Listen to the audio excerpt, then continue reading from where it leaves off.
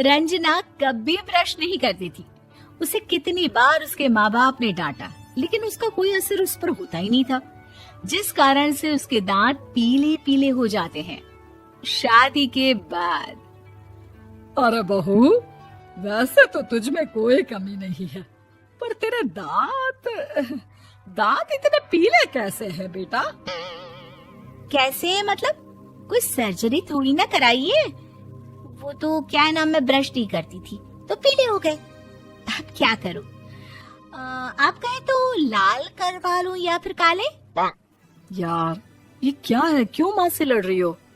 लड़ रही हूँ? अरे मैं लड़ रही हूँ या ये बोल रही है कि दांत पीले हैं, पीले। अरे तपस्या थोड़ी ना की है इन्हें पीले करने के लिए। बकायदा ब्रश नहीं किया है 20 साल तक, तब जाकर। छी, कैसी बात कर रही हो? ये उस वक्त तो पीले नहीं थे जब हम लोग तुम्हें देखने आए थे। अरे तब साफ करवा लिया होगा डेंटिस्ट के पास जाकर। अब देखो कैसे पीले पीले लग रहे हैं। रंजना सास की तरफ गुस्से से देखती है।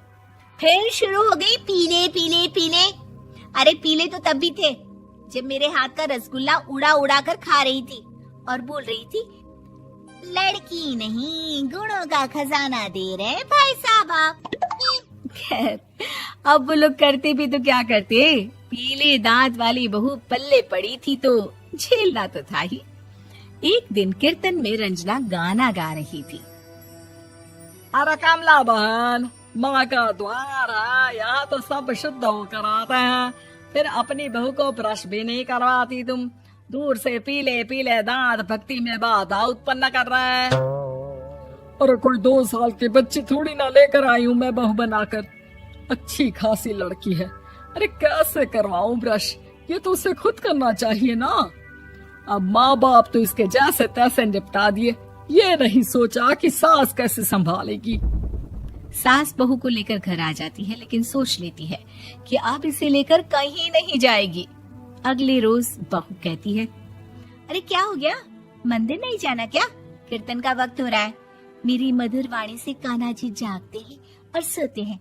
आप तो जानती है ना उनकी भक्ति में कितना मन लगता है मेरा।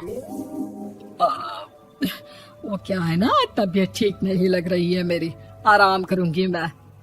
तबीयत ठीक नहीं लग रही? अभी तो मिथुन के गाने पर नाच रही थी आप, और अब बोल रही है कि तबीयत ठीक नहीं लग रही। अरे भक्ति में मन लगा लो सासू माँ, ऊपर जाना है, क्या मुंह दिखाओगी आप? हाँ? सास को बहू की बात पर गुस्सा आ जाता है। मैं क्या मुंह दिखाऊंगी, इसकी चिंता तो ना कर, समझी? अपने मुंह की चिंता कर, जो ये पीले पीले दांत लेकर हर जगह पहुंच जाती है। पता है लोग कितना मजाक बनाते हैं। ना जी ना, मैं नहीं जाना कहीं तेरे साथ। तो ये बात है। कोई ना, मत जाओ, मैं अपने कमरे में ही बैठकर भक्ति कर लूंगी। ऊपर वाला दांत थोड़ी ना देखता है, मन देखता है, भावना देखता है। और अरे बस बस, तू सब कुछ दिखा, बस ये सफेद चमकदार दांत ना दिखाना किसी को, है? जा यहाँ से। बहू को सास की बात का कोई फर्क नहीं पड़ता, वो तो जैसी थी वैसी ही रह जाती है। सुबह नहाकर किचन में खाना बनाना, फिर खाना खाना, कीर्तन भजन करना और सो जाना।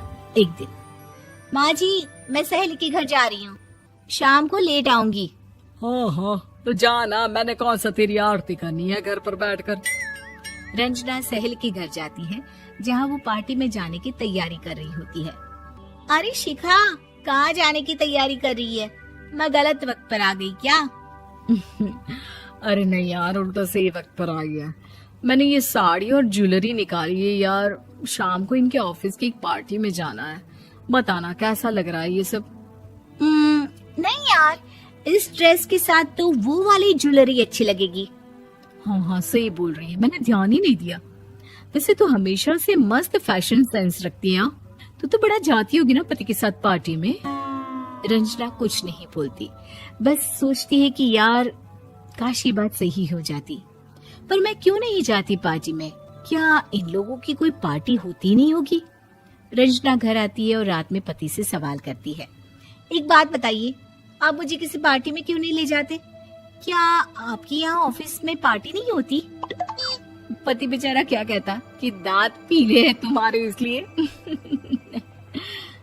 अरे कोई पार्टी होती नहीं हम लोगों के ऑफिस में, तो कहाँ से लेकर जाऊं? और मार्केट, मॉल, कहीं वीकेंड घूमना, कहीं तो। अरे यार, सारे हफ्ते में एक छुट्टी मिलती है, तो सोचता हूँ कि आराम ही कर लूं। क्यों? रंजना मन मार के रह जाती है।